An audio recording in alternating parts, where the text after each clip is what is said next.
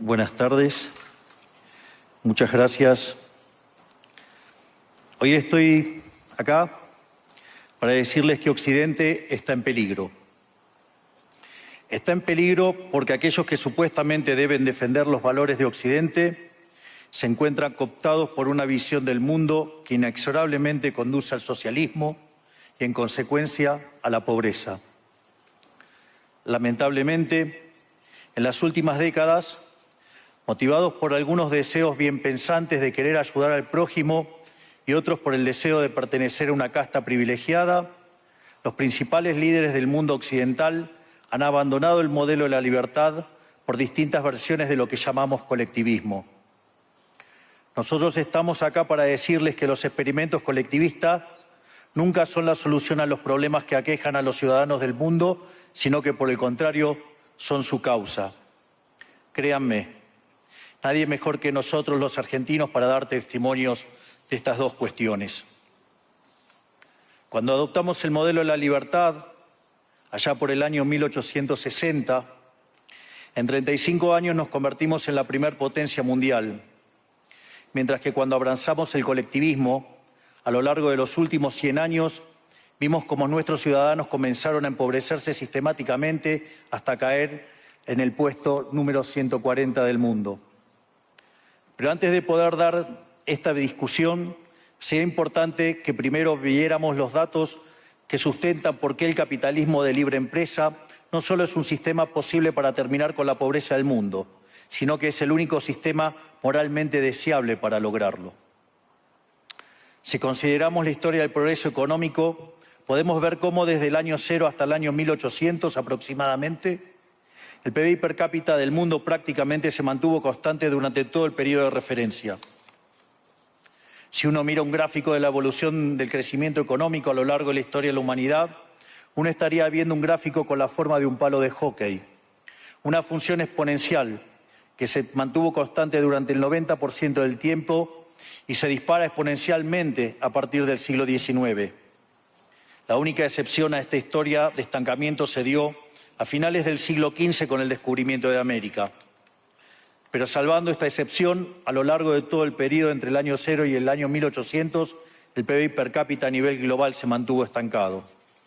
Ahora bien, no solo que el capitalismo generó una explosión de riqueza desde el momento que se adoptó como sistema económico, sino que, si uno analiza los datos, lo que se observa es que el crecimiento se viene acelerando a lo largo de todo el periodo. Durante todo el periodo comprendido entre el año 0 y el 1800, la tasa de crecimiento del PBI per cápita se mantuvo estable en torno al 0,02% anual, es decir, prácticamente sin crecimiento. A partir del siglo XIX, con la Revolución Industrial, la tasa de crecimiento pasa al 0,66%. A ese ritmo, para duplicar el PBI per cápita, se necesitarían crecer durante 107 años. Ahora bien, si observamos el periodo entre 1900 y 1950, la tasa de crecimiento se acelera al 1,66% anual. Ya no necesitamos 107 años para duplicar el PBI per cápita, sino 66. Y si tomamos el periodo comprendido entre 1950 y el año 2000, vemos que la tasa de crecimiento fue de 2,1% anual, lo que derivaría en que en solo 33 años podríamos duplicar el PBI per cápita del mundo. Esta tendencia, lejos de detenerse, se mantiene viva aún hoy. Si tomamos el periodo entre el año 2000 y el 2023, la tasa de crecimiento volvió a acelerar el 3% anual, lo que implica que podríamos duplicar nuestro PBI per cápita en el mundo en tan solo 23 años. Ahora bien, cuando se estudia el PBI per cápita desde el año 1800 al día de hoy, lo que se observa es que luego de la revolución industrial, el PBI per cápita mundial se multiplicó por más de 15 veces, generando una explosión de riqueza que sacó de la pobreza al 90% de la población mundial. No debemos olvidar nunca que para el año 1800, cerca del 95% de la población mundial vivía en la pobreza más extrema, mientras que ese número cayó al 5% para el año 2020, previo a la pandemia. La conclusión es obvia. Lejos de ser la causa de nuestros problemas, el capitalismo de libre empresa como sistema económico es la única herramienta que tenemos para terminar con el hambre, la pobreza y la indigencia a lo largo y a lo ancho de todo el planeta. La evidencia empírica es incuestionable. Por eso, como no cabe duda de que el capitalismo de libre mercado es superior en términos productivos, la doxa de izquierda ha atacado al capitalismo por sus cuestiones de moralidad, por ser, según ellos, dicen sus detractores, que es injusto. Dicen que el capitalismo es malo porque es individualista y que el colectivismo es bueno porque es altruista, con la ajena. Y en consecuencia bregan por la justicia social. Pero este concepto que en el primer mundo se ha puesto de moda en la última época, en mi país es una constante del discurso político desde hace más de 80 años. El problema es que la justicia social no es justa, sino que tampoco aporta al bienestar general. Muy por el contrario, es una idea intrínsecamente injusta, porque es violenta. Es injusta porque el Estado se financia a través de impuestos y los impuestos se cobran de manera coactiva. ¿O acaso alguno de nosotros puede decir que paga los impuestos de manera voluntaria? Lo cual significa que el Estado se financia a través de la coacción y que a mayor carga impositiva, mayor es la coacción, menor es la libertad. Quienes promueven la justicia social parten de la idea de que el conjunto de la economía es una torta que se puede repartir de una manera distinta. Pero esa torta no está dada, es riqueza que se va generando en lo que, por ejemplo, Israel Kirzler llama un proceso de descubrimiento de mercado. Si el bien o servicio que ofrece una empresa no es deseado, esa empresa quiebra a menos que se adecúe a lo que el mercado le está demandando. Si genera un producto de buena calidad a un buen precio atractivo, le va a ir bien y va a producir más. De modo que el mercado es un proceso de descubrimiento en el cual el capitalista encuentra sobre la marcha el rumbo correcto. Pero si el Estado castiga al capitalista por tener éxito y lo bloquea en este proceso de descubrimiento, destruye sus incentivos y las consecuencias de ello es que va a producir menos y la torta será más chica, generando perjuicio para el conjunto de la sociedad. El colectivismo, al inhibir estos procesos de descubrimiento y al dificultar la apropiación de lo descubierto, ata al emprendedor de las manos y le imposibilita producir mejores bienes y ofrecer mejores servicios a un mejor precio. ¿Cómo puede ser entonces que desde la academia, los organismos internacionales, la política y la teoría económica se demonice un sistema económico que no solo ha sacado de la pobreza más extrema al 90% de la población mundial y lo hace cada vez más rápido, sino que además es justo y moralmente superior? Gracias al capitalismo de libre empresa, hoy el mundo se encuentra en su mejor momento. No hubo nunca en toda la historia de la humanidad un momento de mayor prosperidad que el que vivimos hoy. El mundo de hoy es más libre, más rico, más pacífico y más próspero que en cualquier otro momento de nuestra historia. Esto es cierto para todos, pero en particular para aquellos países que son libres, donde respetan la libertad económica y los derechos de propiedad de los individuos. Porque aquellos países que son libres son 12 veces más ricos que los reprimidos. El decil más bajo de la distribución de los países libres vive mejor que el 90% de la población de los países reprimidos. Tiene 25 veces menos cantidad de pobres en el formato estándar y 50 veces menos en el formato extremo. Y por si eso fuera poco, los ciudadanos de los países libres viven un 25% más que los ciudadanos de los países reprimidos. Ahora bien, para entender que venimos a defender, es importante definir de a qué hablamos nosotros cuando hablamos de libertarismo. Para definirlo, retomo las palabras del máximo prócer de las ideas de la libertad de Argentina, el profesor Alberto Venegas Lynch, dijo que dice: el libertarismo es el respeto irrestricto del proyecto de vida del prójimo, basado en el principio de no agresión y en defensa del derecho a la vida, a la libertad y a la propiedad, cuyas instituciones fundamentales son la propiedad privada, los mercados libres de intervención estatal, la libre competencia, la división del trabajo y la cooperación social, donde solo se puede ser exitoso sirviendo al prójimo con bienes de mejor calidad a un mejor precio. Dicho de otro modo, el capitalista, el empresario exitoso, es un benefactor social que, lejos de apropiarse de la riqueza ajena, contribuye al bienestar general. En definitiva, un empresario exitoso es un héroe. Este es el modelo que nosotros estamos proponiendo para la Argentina del futuro. Un modelo basado en los principios fundamentales del libertarismo, la defensa de la vida, de la libertad y de la propiedad. Ahora bien, Si el capitalismo de libre empresa y la libertad económica han sido herramientas extraordinarias para terminar con la pobreza en el mundo, y nos encontramos hoy en el mejor momento de la historia de la humanidad, vale la pena preguntarse, ¿por qué digo entonces que Occidente está en peligro?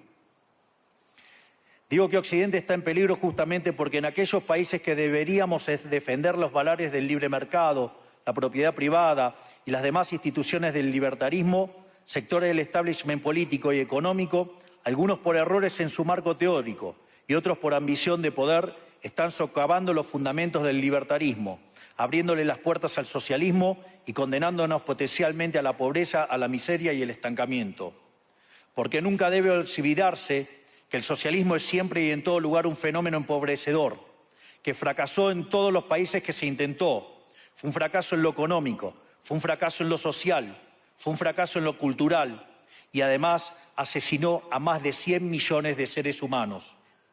El problema esencial de Occidente hoy es que no solo debemos enfrentarnos a quienes, aún luego de la caída del muro y la evidencia empírica abrumadora, siguen bregando por el socialismo empobrecedor, sino también a nuestros propios líderes, pensadores y académicos que, amparados en un marco teórico equivocado, socavan los fundamentos del sistema que nos ha dado la mayor expansión de riqueza y prosperidad de nuestra historia.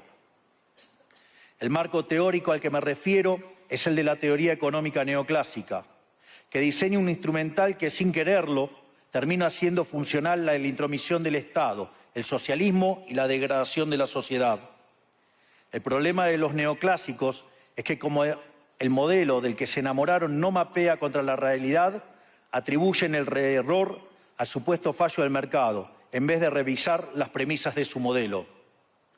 Sobre pretexto de un supuesto fallo de mercado, se introducen regulaciones que lo único que generan es distorsiones en el sistema de precios que impiden el cálculo económico y, en consecuencia, el ahorro, la inversión y el crecimiento. Este problema radica esencialmente en que ni siquiera los economistas supuestamente libertarios comprenden qué es el mercado, ya que si se comprendiera, se vería rápidamente que es imposible que exista algo así como un fallo de mercado. El mercado no es una mera descripción gráfica de una curva de oferta y otra de demanda en un gráfico. El mercado es un mecanismo de cooperación social donde se intercambian voluntariamente derechos de propiedad. Por lo tanto, dada esta definición, hablar de fallo de mercado es un oxímoron. No existe el fallo de mercados. Si las transacciones son voluntarias, el único contexto en el que puede haber un fallo de mercado es si hay coacción. Y el único con la capacidad de coaccionar de manera generalizada es el Estado, que tiene el monopolio de la violencia. En consecuencia, si alguien considera que hay un fallo de mercado, les recomendaría que revisen si hay intervención estatal en el medio. Y si encuentran que no hay intervención estatal en el medio, les sugiero que hagan de nuevo el análisis porque definitivamente está mal. Los fallos de mercado no existen. Un ejemplo de los supuestos fallos de mercado que describen los neoclásicos son las estructuras concentradas de la economía. Sin embargo, sin funciones que presenten rendimientos crecientes a escala, cuya contrapartida son las estructuras concentradas de la economía, no podríamos explicar el crecimiento económico desde el año 1800 hasta hoy. Fíjense qué interesante. Desde el año 1800 en adelante, con la población multiplicándose más de 8 o 9 veces, el producto per cápita creció más de 15 veces. Es decir, existen rendimientos crecientes. Eso llevó la pobreza extrema del 95% al 5%. Sin embargo, esas presencias de rendimientos crecientes implican estructuras concentradas, lo que se llamaría, por ejemplo, un monopolio. ¿Cómo puede ser que algo que haya generado tanto bienestar para la teoría neoclásica, eso es un fallo de mercado? Economistas neoclásicos, salgan de la caja. Cuando el modelo falla, no hay que enojarse con la realidad, hay que enojarse con el modelo y cambiarlo. El dilema que enfrenta el modelo neoclásico es que dicen querer perfeccionar el funcionamiento del mercado atacando lo que ellos consideran fallos, pero al hacerlo no solo abren las puertas del socialismo, sino que atentan contra el crecimiento económico. Ejemplo, regular monopolios, destruirle las ganancias y destrozar los rendimientos crecientes, automáticamente destruiría el crecimiento económico. Dicho de otro modo, cada vez que ustedes quieran hacer una corrección de un supuesto fallo de mercado, inexorablemente, por desconocer lo que es el mercado o por haberse enamorado de un modelo fallido, están abriendo las puertas al socialismo y están condenando a la gente a la pobreza. Sin embargo, frente a la demostración teórica de que la intervención del Estado es perjudicial, la evidencia empírica de que fracasó porque no podía ser de otra manera, la solución que propondrán los colectivistas no es mayor libertad, sino que es mayor regulación, generando una espiral descendente de regulaciones hasta que todos seamos más pobres y a la vida de todos nosotros dependa de un burócrata sentado en una oficina de lujo. Dado el estrepitoso fracaso de los modelos colectivistas y los innegables avances del mundo libre, los socialistas se vieron forzados a cambiar su agenda. Dejaron atrás la lucha de clases basada en el sistema económico para reemplazarla por otros supuestos conflictos sociales igual de nocivos para la vida en comunidad y para el crecimiento económico. La primera de estas nuevas batallas fue la pelea ridícula y antinatural entre el hombre y la mujer. El libertarismo ya establece la igualdad entre los sexos. La piedra fundacional de nuestro credo dice que todos los hombres somos creados iguales, que todos tenemos los mismos derechos inalienables otorgados por el Creador, entre los que se encuentran la vida, la libertad y la propiedad. En lo único que devino esta agenda del feminismo radical es en mayor intervención del Estado para entorpecer el proceso económico, darle trabajo a burócratas que no le aportaron nada a la sociedad, sea en formato de ministerios de la mujer o organismos internacionales dedicados a promover esta agenda. Otro de los conflictos que los socialistas plantean es del hombre contra la naturaleza.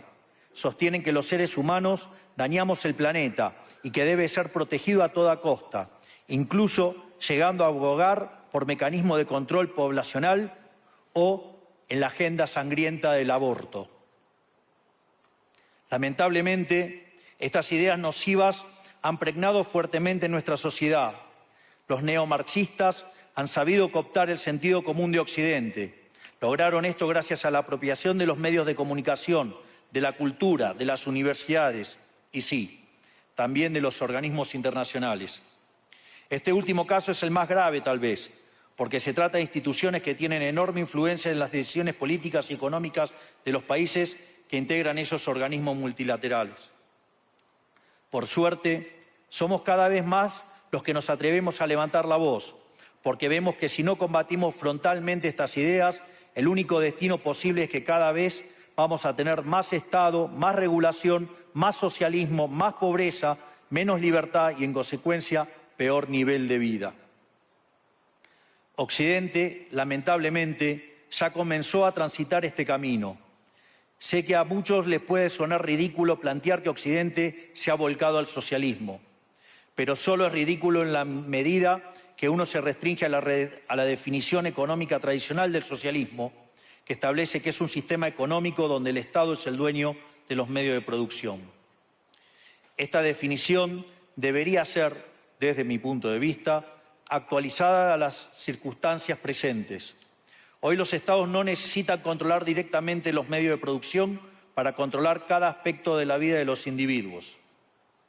Con herramientas como la emisión monetaria, el endeudamiento, los subsidios, el control de la tasa de interés, los controles de precios y las regulaciones para corregir los supuestos fallos de mercado pueden controlar los destinos de millones de seres humanos.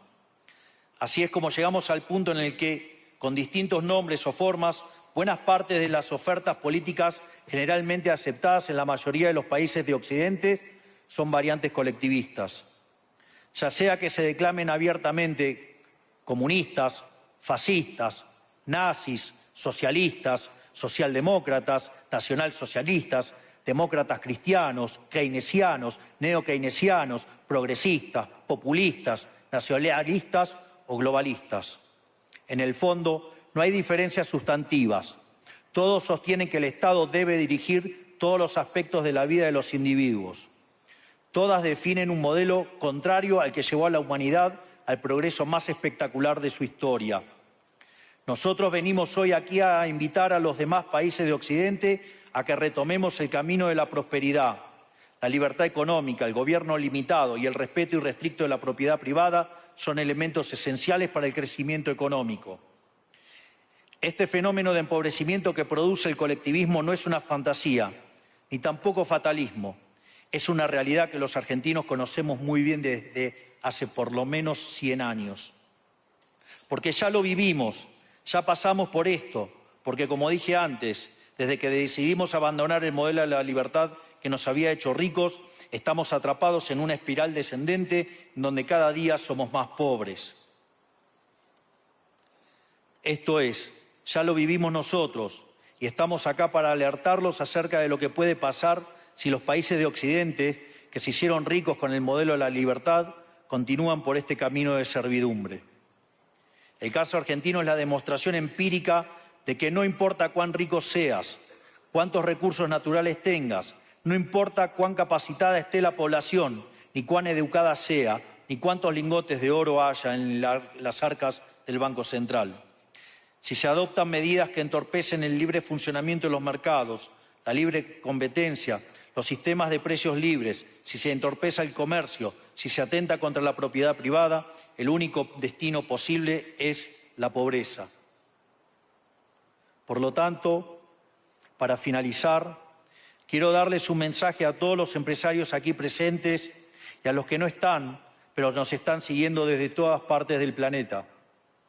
No se dejen amedrentar ni por la casta política ni por los parásitos que viven del Estado. No se entreguen a una clase política que lo único que quiere es perpetuarse en el poder y mantener sus privilegios. Ustedes son benefactores sociales, ustedes son héroes, ustedes son los creadores del periodo de prosperidad más extraordinario que jamás hayamos vivido. Que nadie les diga que su ambición es inmoral. Si ustedes ganan dinero es porque ofrecen un mejor producto a un mejor precio, contribuyendo de esa manera al bienestar general. No cedan al avance del Estado. El Estado no es la solución. El Estado es el problema mismo. Ustedes son los verdaderos protagonistas de esta historia y sepan que a partir de hoy cuentan con Argentina como un aliado incondicional. Muchísimas gracias y ¡viva la libertad, carajo!